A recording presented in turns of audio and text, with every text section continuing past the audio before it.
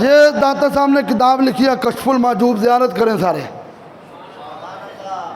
978 سال پہلوں، یعنی آپ نے 978 سال ہو گئے نا قبر چ گیا ہوئے، تو اس تو پہلوں دی کتاب ہے، لیکن نیو ایڈیشن آتے رہتے ہیں نا، لیکن کتاب یہی ہے، مفہوم سارا کچھ یہی ہے۔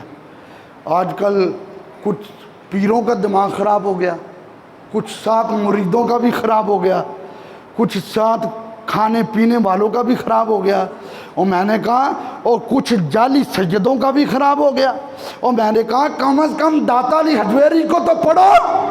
انہوں نے نعرہ لگا دیا دما دم مست کلندر، علی پاک دا پہلا نمبر ہے۔ میں کہا کم از کم داتا علی حجویری نو تے پڑھ لیندہ۔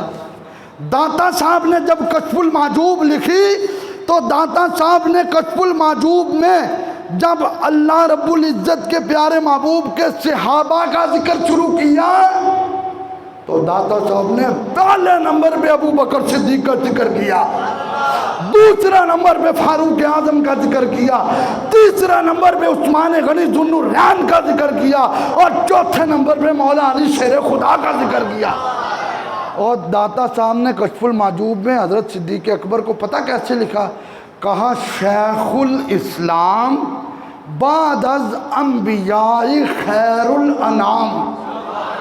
اونا پیرہ واسطے سبق جڑے پیر داتا علی حجویری دے سٹیج دے بے کے رافضیت اور تفضیلیت پھیلان کے، اونا واسطے سبق کہ داتا علی حجویری نے کہا ہے نبیوں کے بعد رسولوں کے بعد اللہ نے سب سے افضل اگر کسی کو بنایا ہے تو وہ حضرت تاجدار صداقت کو بنایا گیا۔